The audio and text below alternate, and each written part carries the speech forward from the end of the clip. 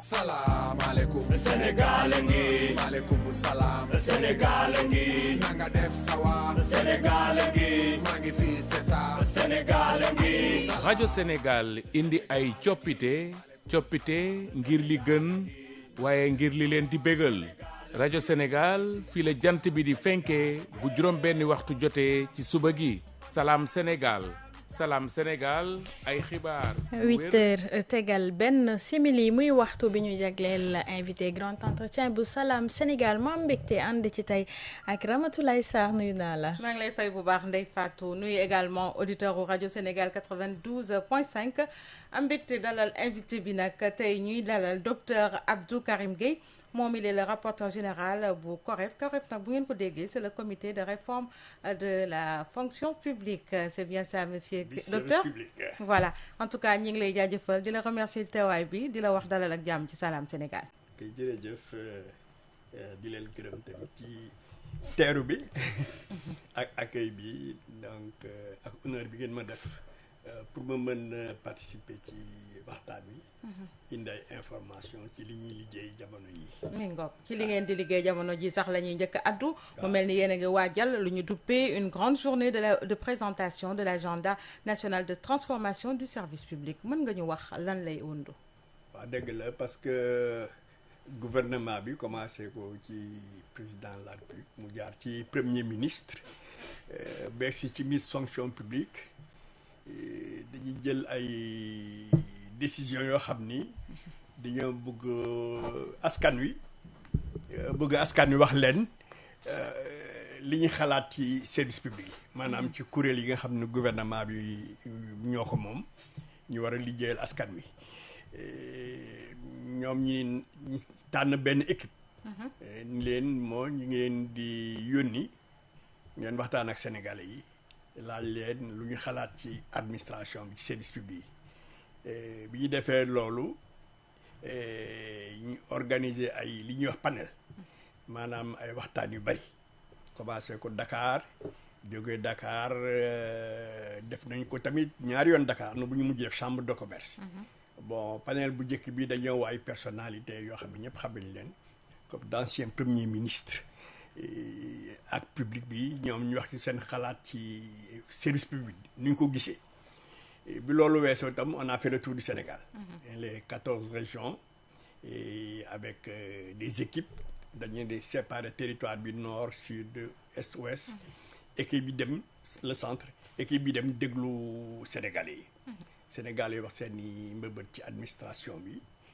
blocage yi ni ñu ko sentiré difficulté yi am donc ñi dellu si Dakar tamit dajale waat les experts ñi nga xam ni seen liggéey bu dee xam nañ ko ñoom tam ñu wax ñu seen i xalaat ñu dajale xalaat yooyu yëpp bind benn rapport mais tey ji avant ñu egg ci rapport boobu sénégalais yi ñenn ci ñoom bokk li ñu leen dénk lan la bari na waaw parce que boo xoolee waxtaan bi dañ ko organiser woon mais benn pilier bi dañ ko organiser bu noonu qualité service public ñoom ñëpp ñu wax ñu li ñu gisee qualité service public maanaam yéex yi jafe-jafe yi pour am kayit bari na daal lu ñu wax ci qualité accueil bi surtout l'accueil a été déploré un peu partout accueil bi ak yu demee noonu amoon na tam beneen nit ña ci waxtaan wi amoon na beneen thème maanaam beneen thème bi moo doon gestion des ressources humaines ñoom tamit Sénégal yi wax jàmbat yenn régions yi nga xam ni effectif bi doyul wala yi nga xam ni nit ñi dañuy tardé wala ñi nga xam ni benn service boo xam ni benn nit moo fa nekk ci bu liggéey suul service bi du dox waaw yu demee noonu ñu waxtaan tam ci affaire corruption ñoom tam ñu déplorer corruption ni mu amee ci yenn service yi mais toujours aussi am nañu ay dañuy xelal wax nañu tam ci affaire pour réorganiser administration bi ñoom ñëpp ñu wax administration bi nu mu yéexee ni mu dafa diis bala moo jël décision day yàgg des fois ñu bari dañu ci li ñuy wax chevauchement en français benn décision ñu bari dugal ci seen loxo yooyu yëpp ñoom ñu jàmbat ko ñoom i tamit xool nañu nit ñi tamit ñu xool àddina ne muy demee ni muy doxee tey boo xoolee ñoom ñëpp ils ont souhaité que daañu dugg ci digitalisation waaw parce que dina tax ñu mën a xëy na lutter contre la corruption parce que digitalisation dina fexe ba nga xam ne kii rek sa problème sax doo ko gis xëy na bu leen dajewul doo ko mën corrompre ñoom wax nañu aussi mën na gaawal seeni soxla mën naa wax ne aussi du Sénégal yi nekk Sénégal yi ñoo participé ci xelal bi waaw parce que y avait une plateforme digitale et les gens de la diaspora ñu ci bari dañoo intervenir donc yëpp ñu dajale ko mais bi ñu ko dajale ba pare tamit santoon na ñu xool aussi ni ñuy def ba changer mentalité ci rapport bi ñu ko tuddee déconstruction maanaam parce que bu fekkee ni nit ñi aussi seen mentalité changé wul bu nit ñi soppeekuwul loo mënti def xëy na soppeeku du am waaw bi li ñuy def tamit pour ci document yooyu mooy loolu boo ko bëggee def noo koy doxalee pilotage waaw parce que du rek dinaa def mais il faut nga wax noo koy defee parce que bi ñuy commencé sax waxtaan wi ak nit ñi ñu bari dañu wax ne est-ce que yéen seen rapport bi du nekkati beneen rapport rek rapport yu bari génn fi waaw léegi moo tax ñun ñëpp on était d'accord que exécution bi mise en œuvre bi c'est très important kooku nag mooy agenda bi mooy deuxième document bi agenda bi dañu approfondir question boobu noo koy defee voilà donc la communauté mi ngoog yéen nag objectif bi moo di transformer administration bi mu nekk une véritable administration de développement ngeen bëgg fi mu nekk nii tey jii ak xibaar yi ngeen xamante ne glané ngeen ko un peu partout venant des citoyens aussi bien nationaux que ñu féetee ci diaspora bi est-ce que permettre na leen ngeen am lu bëri loo xamante ni càmbar bi ñuy xaar ci administration bi pour mu gën a xarañ dina mën a nekk waaw xam nga ñu ne expert lañu expert da boo ko waxee say problème moom day xool lan moo ko war a mën faj niñ ko xoolee bari na benn bi xool nañu ko ci fànn di ñuy wax les normes waaw parce que liggéey boo gis dafa am nu mu war a doxee ci àddina bi nit ñi d'accord nañu liggéey nangam nii la war a doxee loolu dañ ko gëstu xool réew yi nga xam ne aussi ñoom am nañu succès lu ñu def ba am succès yooyu yëpp dañ ko gëstu buñ ko gëstu nag ci la ñuy def wax ni gouvernement bi boo bëggee lii soppi juróomi at yi di ñëw lii ñu ngi lay digal nga def ko waaw noonu daal la demee waaw est-ce que yenn ponk ci yi ñu mën a citer rek tey jii loo xamante ni dina rendre donc transformer un peu cette administration bu mu gën a xarañ yenn ci ponk yoo xamante tey jii fas yéene ngeen ci taxaw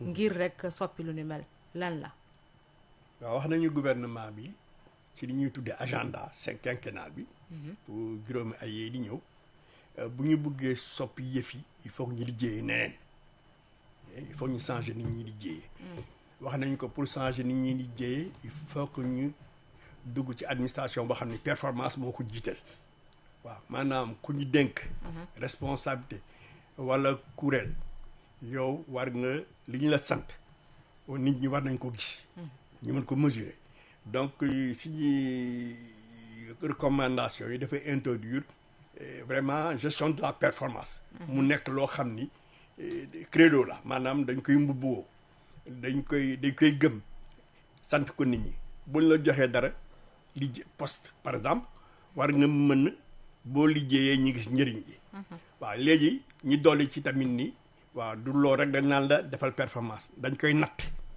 donc on a demandé la généralisation d'indicateurs de performance léegi tamit wax nañu gouvernement bi dañuy auditer bu ñu la dénkee performance dañuy auditer performance boobu ndax réaliser ko ñu du audit xaalis mais audit de performance beneen façon liggéey la waaw wax nañu lu bëree bëri daal wax nañu gouvernement bi tamit il faut nga rationaliser restructurer bon loolu boo déggee sax gouvernement bi mel ne mi ngi koy wax tey ci problème plan bu bees bi waaw mais ñun loolu tamit wax nañ ko waaw donc si ñu waxtaan defe naa ni méngoo na quoi waaw bari na daal bari na wax dëgg yàlla bari na lutte contre la corruption maanaam wax nañu tamit gouvernement bi waruñu xaale ba benn waay sàcc dem seeti nag jàpp ko dañoo war a def le management de la performance à l'intérieur des ministères des entreprises publiques et cetera. te management boobu comme naka ngeen ko percevoir pour mën ko egg ci loolu ci boobu les points nan la ñu mën a def ba mu mën a nekk. waaw xam nga kooku dafa am loo xam ne dafa am ba pare ci àddina bi. dafa am ba pare ay nit di ko def ay nit di ko jàngale ay réew def ko génn ci. mu tax ñoom ñu progresser kon tam ñun dañu ko war a def ñun loolu la ñu wax dañu war a def planifier de façon stratégique bu ñuy planifier tam dañoo war a xalaat client moo tax suñu raison d'être di tax ñu toog fii yéen di tax ngeen toog fii mooy auditeurs yi ñooy seen client donc wax nañu kuréel gu nekk war nga xam kan mooy sa client boo xamee sa client booy def sa plan war nga sóoraale loolu donc boo ko sóoraalee war nga xam war nga ko mën natt jamono bu natt client bi defal naa ko lii wala sax mën nga ko bañ a defal mais nga xam ne defaloo ko nga xam li tax mënuloo ko def léegi donc wax nañu tamit ku nekk da ngay rendre compte rapport de performance généraliser ko waaw avec des indicateurs de yooyu yëpp formaliser nañ ko mais dafa am nag bu paree loolu gouvernement bi dafa am bi ay kuréel yoo xam ne ñoom ñoo ko nar a doxal ba mu sotti loolu du ci rapport bi rek day liggéey boo xam ne dañ koy def après waaw moo tax ñu bi ñu xoolee li rationnel ñii daal lii entre 3 ans et 5 ans moo rationnel 3 ans et 5 ans alors ngeen fas yéene jébal rapport boobule ki la di Elimane Diorini je pense bien premier ministre de jour bi bés bi kañ la kañ ngeen ci war a jublu altine dañ ko war a jox premier ministre maanaam ñun ministre des finances ministre de la fonction publique moo ñu liggéeyloo dañ ko jox rapport bi def naa sax tey ci ngoon nañ ko koy jox ñu ko joxee rapport bi moom bu ñu nemee cérémonie bi mu jox ko premier ministre ak experts yi ak invités yi bari na ay invités yu ñu waaw wala service yaa ngi koy wax sànq suñu administration bi yaakaar naa ni ci li leen askan wi dénk bokk na ci yéexaay gi wax ngeen ko bëri na ci ay këyit yoo xamante ne aussi bu ko askan wi soxloo yaakaar naa ni dinañu bàyyee ko ay gox ak goxaat lu ni mel war nañ ko mën a dépasser ci jamono ji nga xamante ni dañoo nekk ci ère numérique ak digitalisation bi waaw yooyu yëpp wax nañ ko ci rapport bi ak ci agenda bi joxe nañ ay conseils nu ñu ko mën a war a changer. nan la mën a changer benn bi digitalisation bi wax mën na ko changer. donc parce que day deuxièmement de digitalisation rek di nit ñi di liggéeyee. tam c'est important. donc moo tax wax nañu ay kuréel ay techniques yu bees yi ñuy wax réingénierie par exemple. nga xam ne ni nit ñi di liggéey dañ koy xoolaat. étapes yi muy jaar yëpp processus yi muy jaar yëpp ñu xool luñ ci war a éliminer luñ ciy denc kooku technique la scientifique boo xam ne ça existe déjà ça existe depuis très longtemps. yaakaar nañu itam bu ñu jëlee technique de réingénierie yooyu boole ko audit organisationnel et stratégique dina war a jur simplification donc il faut ñu dugg ci benn jamono boo xam ne dañuy dugg ci li nga xam ne koy xew ci àddina bi maanaam l'agilité parce que tamit Sénégal dafa bokk ci àddina bi dafay concurrence de mondiale moo am waaw léegi borom xaalis yi fu am agilité la ñuy dem foo xam ni procédures yi foo xam ni état boo xam ne dafa simplifier am na nag des techniques de simplification du fonctionnement des organisations du état rek waaw loolu tam santaane nañu comme ay sigma ay yu bees la daal yoo xam ne dañ ko war a dugal ci réew mi am na gis naa ci internet ay xale Sénégal yu ko jàng bitim réew yooyu bu fekkee ñun amuñu ko ñu woo leen ñu dimbali ñu waaw wax na ci proposition yi ngeen nar a def également yu ngeen def déjà ci rapport bi waaye wàllu corruption bi aussi dafa di lu am solo yaakaar naa ni lu tardé aussi bokk na ci lu ko tardé ak luy yàq ci wàll luy yàq bu baax wàllum koom et on voit que ni keroog ci conseil des ministres ça justement daal dinañu indi office bu bees office national de lutte contre la corruption boobule wala ger googu ana lan ngeen gis dayoo bi ci administration bi waaw xam nga corruption boo koy xool lu bari la il faut nga agir ci société bi. waaw parce que dina am ñoo xam ñi ngi di ñu corrompu ils cèdent à la tentation de la corruption à cause des pressions. Des pressions sociales et autres. kooku boo ko bëggee xeex côté boobu du nga koy jël en compte boo koy jël en compte tamit dafay am stratégie de sensibilisation yooyu def. donc corruption aussi mën na am parce que fonctionnement bi ci biir daf ko permettre. par exemple li ñuy wax contrôle interne yi ci biir ministère bi wala ci biir entreprise bi amul doole dafa am ay failles mu am kuy liggéey ci biir xool ni lii kat faille la mën naa jël daal di jël loolu tamit kii la il faut nga agir aussi ci législation boo xam ni mën nañu wax c'est sévère. d'une sévérité élevée degré de sévérité élevé. donc vraiment comme Sénégal am na terme bu ñuy employé temps yi ñuy wax systémique. lutter contre la corruption. c'est une démarche systémique. waaw du rek nga jël ay loi ki règlement benn la ci beneen bi tam il faut nga waxtaan ak nit ñi éduquer leen sensibiliser leen donc former leen yeneen itam il faut que ci biir organisation donc kuréel yi organisation dañ nekk ba nga xam ne pour nga détourner day jafe ci biir organisation bi tam ñi liggéey ci biir dañuy participer à la lutte contre la corruption. bon sans compter nag li nga ma def au niveau des corps de contrôle ak renforcer seen attribution di publier seen rapport nit ñi xam parce que nit ñi bu ñu xamee xëy na dina am ñoo xam ne man kat du ma jël parce que sama tur day nekk ci mbedd meeg yooyu. waaw donc c'est sous ce système là qu'il faut faire marcher parallèlement en même temps waaw donc loolu yëpp def naa wax nañ ci bu baax ci rapport bi. et wàllu rationalisation bi nga ko doon wax yaakaar naa ni le premier ministre sax tamit addu woon na ci yenn service public bi rationalisation lu ci mel ni yenn ci nuñ koy yaxanalee am na ci ay jumtukaay yoo xamante ni xamle na ni daal buñ ko mënee wàññi bu baax a baax dina bokk ci rek gën a xarañle également ëttub service public bi. waaw kooku dëgg la xam nga booy xool li ñuy wax sax ni redressement. redressement un aspect. c'est la rationalisation. tout à fait waaw yenn saa ñi ni élagage maanaam li nga xam ne amul njëriñ nga daal di ko nga débarrassé wu ci li nga xam ni dafa diis dafay lekk xaalis oo yàq xaalis donc les chevauchements les redondances yooyu tamit nga daal di ci jóg parce que aussi li nga xam ni gaspillage la. nga daal di ciy jóg parce que aussi redressement foo ko dégg rek mooy en général am na problème de trésorerie. waaw trésorerie bi xëy na pour les 3 prochains mois doyul wala yu mel noonu bon j'ai pas encore des chiffres mais certainement des choses sont des choses comme ça donc élagage bi rationalisation restructuration et puis bon dañ ko war a xool sax comme des actes normaux de gestion. waaw ci gestion la bokk. donc loolu dañ ko war a def ci li ma jot a dégg. yaakaar naa ni ils ont prévu que dina am ay audit ak organisme yu mel noonu yoo xam ne dañ ko restructurer pour éviter que loo xam ne benn nit mën na ko def wala benn service sukk di ko def. waaw te loolu sax c'est pas efficace. day indi ay conflits day indi yu kenn xamul donc.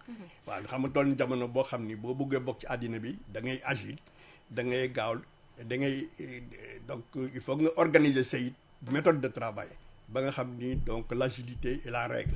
mais kooku nag jafe na aussi parce que doo fekk ñoo xam ni toujours.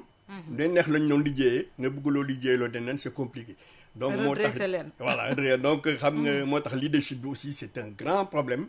qu'il faudra assumer former les fonctionnaires en leadership kii yu bees yi. le management agile yooyu yëpp dañ ko dugal ci formation bi léegi. waaw alors yaa ngi ko doon wax sax ci wàllu réforme yooyu je pense que simplification des procédures. war na ci mën a nekk loo xamante ni luy am solo la. ci effectivement waaw boo xoolee àddina bi léegi. dafa am ñaari termes yu important dans la littérature de la gouvernance et du management mooy l'agilité mooy le principe de la simplification.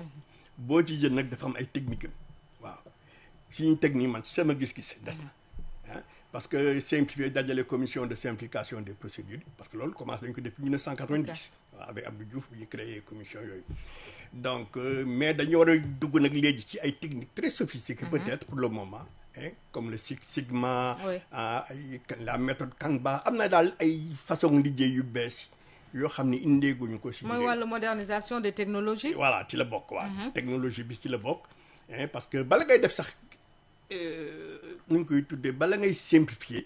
da nga war a analyser procédures yi xool nii mën nañ ko jël nii mën nañ ko def bala ngay informatiser. mais digitaliser ñëw digitalité du noonu. da ngay def ay études. simplifier raccourcir éliminer ce qui est redondant nga soog a digitaliser. alors docteur foofu dina demander également à ce que ñi nga xamante ni ñoo di le personnel bi nekk foofu qu'il soit formé ci yenn technologie justement pour par rapport ak digitalisation bi le numérique et tout ça. nan ngeen ci fas yéene également yan solution piste de solution ou bien esquisse de schéma ngeen jox kilifa yi pour ñu tënku ci. waaw def nañu ay conseils. il faut faire beaucoup de formation. D'ailleurs, je crois que domaine bu ñu traité. Par exemple, on a parlé de première qualité.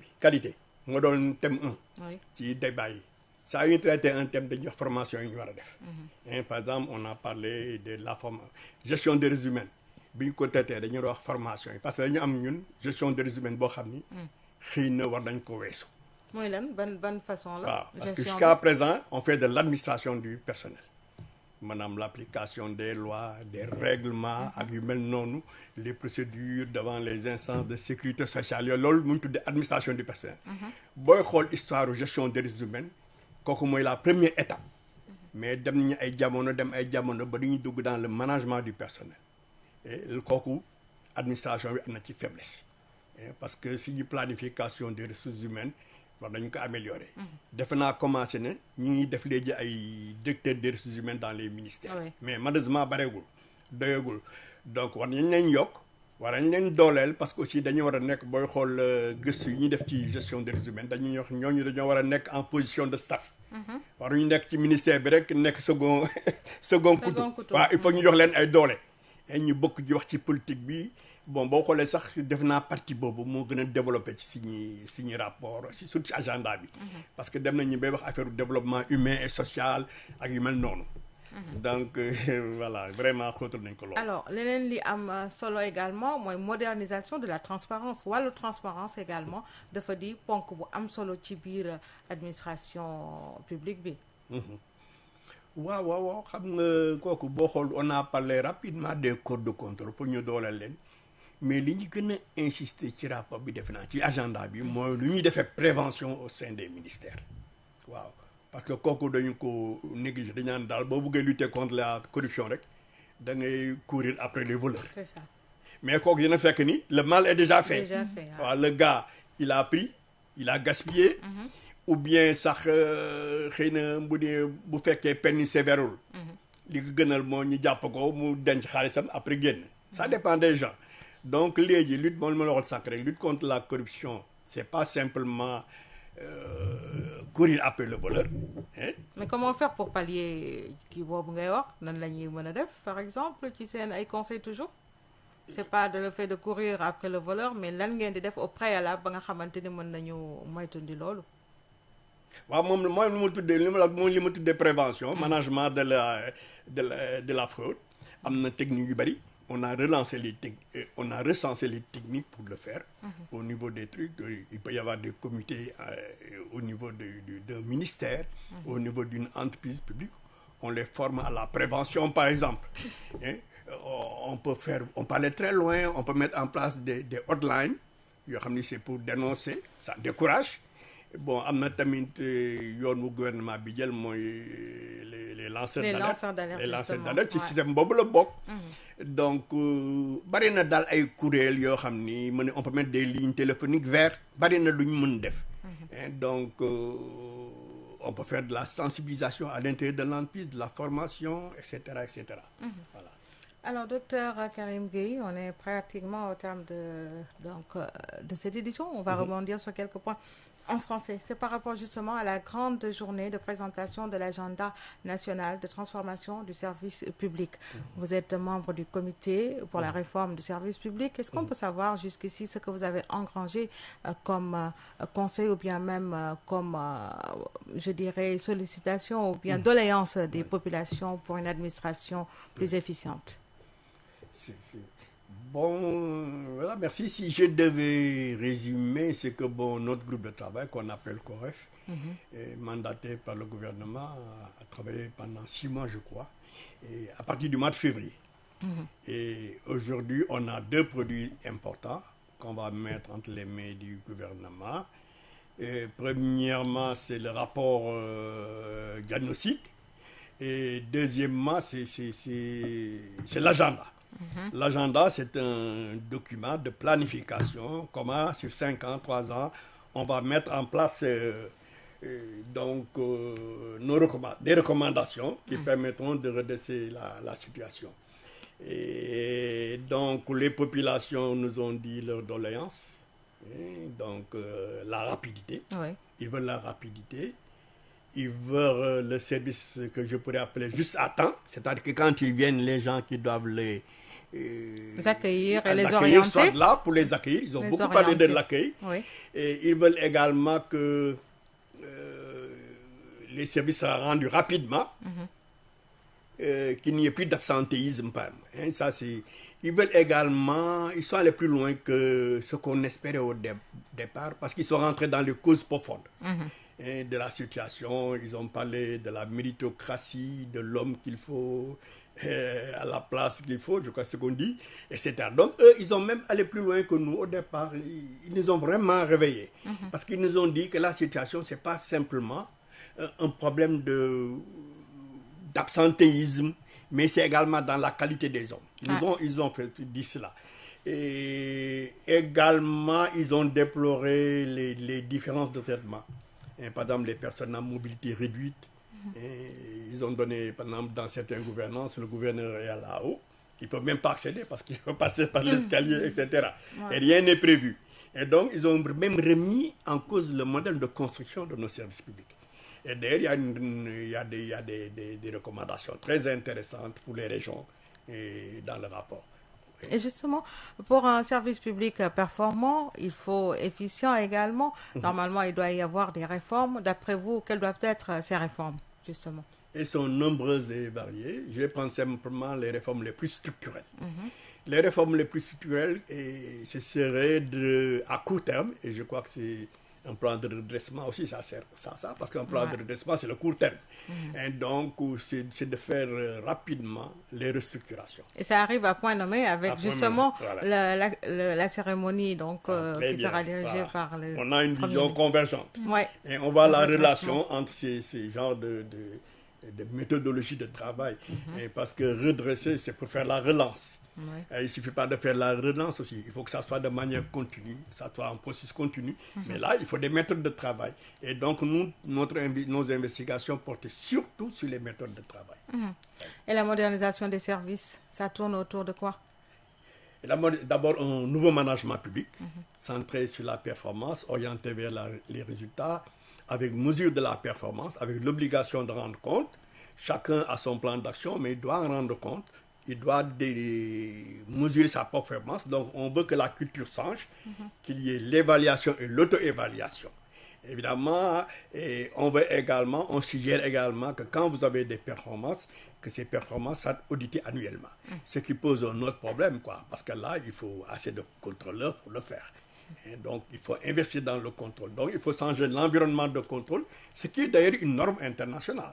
Et vous avez des normes comme cause, etc., qui demandent à tous les managers, aux États, aux organisations, de créer l'environnement de contrôle qui permet de faire ce que nous disons.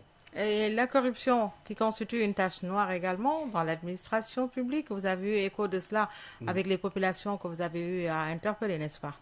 Ah oui, beaucoup, surtout à l'intérieur. Ils ont déploré les petits cadeaux que vous êtes obligés de donner pour avoir accès à vos droits. Et ils ont déploré ça. Et donc, la plupart ont dit, oui, il faut renforcer les contrôles. Et les corps de contrôle, quand ils disent ça, c'est surtout les corps de contrôle. Et nous avons analysé tout ça. Nous avons dit que le problème est plus complexe et plus systémique. Effectivement, il faut renforcer les contrôles. Il faut améliorer l'environnement de contrôle, comme je l'ai dit tout à l'heure. Il faut développer la formation en éthique, parce qu'apparemment, ce n'est pas enseigné dans les écoles, et ce qui n'est pas normal. Et donc, il paraît que ça commence quand même. Et il faut généraliser l'enseignement de l'éthique. Et il faut renforcer les contrôles internes, parce que les gens, souvent aussi, nous, quand on dit contrôle interne, ce n'est pas la même chose que contrôleur interne. Et c'est tous les mécanismes, les procédures qu'il faut mettre en place pour décourager les tentatives, hein, la séparation des tâches incompatibles, des choses comme ça, hein, qu'il faut mettre en place. Il y a tout un monde à recenser, à construire. Ça, c'est l'organisation. Ouais. Il faut une nouvelle organisation. Il faut former les gens à lutter contre la corruption, elle-même à l'intérieur de propre organisation. Et justement, docteur, par rapport à cette lutte contre la corruption, est-ce qu'on peut dire que le projet de loi est entré justement relatif au statut des lanceurs d'alerte et de leur protection arrive à point nommé? Oui, vous savez, les lanceurs d'alerte, c'est un mécanisme normal qui existe depuis très longtemps dans plusieurs pays et surtout développé par des Américains à l'origine. Et ce qu'ils appellent whistleblower. Whistleblower, quand tu casses ce mot, c'est whistleblower. Et c'est quelqu'un qui dit siffle, comme un arbitre, qui dit trop c'est trop, arrêtez. Il porte l'information. Donc c'est un système très vieux, il y a une organisation même mondiale pour ça. Et donc c'est un système normal, je trouve. On dit que le citoyen a le droit de défendre ses propres intérêts si quelqu'un d'autre a des fins égoïstes personnels, veut s'en accaparer. C'est ça la philosophie du whistleblowing. Bon, maintenant, il y a un petit débat dans la société. Et c'est que, est-ce que c'est pas dangereux? Est-ce que ça va pas conduire à la délation? Des choses comme ça. Ouais. Mais il y a des risques. Tout à fait. Bon, mais c'est nouveau chez nous. Mais je sais qu'aux États-Unis, par exemple, au même temps qu'on met en place le Whistleblowing Act, et la loi sur les lanceurs d'alerte, en même temps, on a mis en place le False Claim Act. Et le False Claim Act dit que, écoutez, si vous dénoncez, prenez vos responsabilités. Mais vous n'avez pas le droit de dénoncer indûment un tiers. Et c'est un false claim. Et si vous faites un false claim, le tiers peut se retourner contre vous. Oui. Mais nous sommes peut-être au début du processus. On va retirer les principes. Et c'est tout un système. Par exemple, aux États-Unis, et le false claim, en même temps, il y a ce qu'ils appellent, le nom m'échappe encore. C'est-à-dire qu'on encourage ça aussi. Et les citoyens peuvent se porter partie prenante et même être rémunérés si l'État récupère. Voilà, de sorte que les avocats américains ils sont très intéressés par ce système-là. Donc moi, on en est au début. Bon, disons que c'est quelque chose de normal. Maintenant, ça doit s'accompagner de formation, de sensibilisation. Et d'un bon encadrement surtout. Et de bon encadrement aux États-Unis, cet encadrement est confié aux inspecteurs généraux, qui sont un peu ce que l'inspecteur du travail est au délégué du personnel. Et voilà. Donc c'est le système qu'ils ont là-bas. Donc je pense qu'avec l'évolution, il y aura des erreurs, mais je crois que dès le départ, il faut vraiment sensibiliser les gens pour dire que ce n'est pas un jeu de dénonciation de gens qui n'ont rien fait. Et le Premier ministre aussi avait beaucoup insisté sur la rationalisation au niveau des services. Ah oui. Quelqu'un pourrait même dire que c'est le premier chantier vital de l'État. Parce que si vous rationalisez, si vous évitez les doublons, si vous évitez les chevauchements d'attribution, vous faites des économies. Or, aujourd'hui, manifestement, on a besoin d'économies, sinon on n'aurait pas fait un plan de redressement. Et puis, ça ne sert à rien d'avoir plus de personnel qu'il en faut dans un service. Les conséquences sont nombreuses. Les gens qui font semblant de travailler alors qu'ils ne travaillent pas, les pseudo-dynamiques là, comme je les appelle dans mes cours. Et voilà. Et donc, vraiment les effets, les cycles vertueux qui peuvent en découler, on peut même les chiffrer. Et on devrait demander aux éditeurs quand ils font ça, et après de dire combien ça fait économiser à l'État. Ce serait une très bonne méthode. Alors, un travail qui vous a valu combien de temps? Et aujourd'hui, quelles sont certaines recommandations que vous formulez? Nombreuses et variées. Les recommandations, c'est le problème que j'ai d'ailleurs pour expliquer le projet. Quelques-unes. Parce que, prenons le premier thème qui est la qualité. Nous avons préconisé l'introduction des techniques de management de la qualité au niveau de l'État. Certes, il y a des expériences actuelles au niveau de certains services publics. Et nous avons dit qu'il doit y avoir un partage des bonnes pratiques. Et parce que aussi dans l'administration, parfois il y a des gens qui font de très bonnes choses, mais il n'y a qu'eux qui sont au courant. D'accord. Et peut-être les contrôleurs qui rentrent partout sont au courant. Mais les autres ne sont pas. Il faut qu'on accepte d'apprendre des autres les bonnes pratiques. Donc nous avons, pour le problème de la qualité aussi, proposer l'introduction d'un modèle d'excellence dans la gestion. C'est des choses qu'on n'a pas inventées, c'est des choses qui existent déjà. C'est vrai que c'est pas parce que ça existe ailleurs qu'on va copier. Et le problème n'est pas de copier, le problème c'est de s'inspirer et, voilà, et de mettre en œuvre. Donc ça, c'est le premier aspect. Le deuxième aspect, la gestion des humains. Nous avons recommandé l'introduction des méthodes modernes de gestion des ressources humaines. Et, par exemple, la planification des effectifs, de la masse salariale, des choses comme ça. Et la généralisation de la fonction ressources humaines moderne au sein des structures de l'État, entre autres. Pour le troisième problème, la corruption, on en a parlé tout à l'heure. Mais je pense qu'une des recommandations importantes, c'est le pilotage de la performance.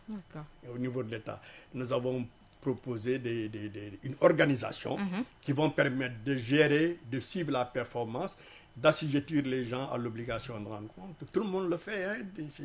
C'est pas quelque chose que nous avons inventé. C'est des choses qui existent à travers le monde. Les bonnes pratiques sont faites pour inspirer. Et la toute dernière question, la remise du rapport. C'est lundi. Et lundi le 4, donc au centre de conférence à Diouf, là, du président Diamniadio. Donc à partir de 10h, je crois. Et dans la mise à place, c'est à partir de 9h. Et donc ça va être un peu pour nous une fête, parce qu'on a travaillé pendant 6 mois. Voilà, on est pressé de nous concentrer sur autre chose. Merci beaucoup. Voilà. Merci beaucoup, Dr Abdou Karim Gueye. Je rappelle que vous êtes le rapporteur général du COREF, qui est le comité pour la réforme de la fonction publique. Salam Sénégal vous remercie. Merci bien. Ça a été un plaisir partagé. Ndeye Fatou, c'est à toi. jërëjëf Ramatoulaye moom la ñu àndaloon ci lii di invité grand entretien bu Salam Sénégal mbokk yi Ouleye Kane dina ñëw léegi ci Allô Sénégal gunge leen ngeen mën a woote 88 628 73 46 joxe seen xalaat ci li nga xam ne lañ doon waxtaanee mooy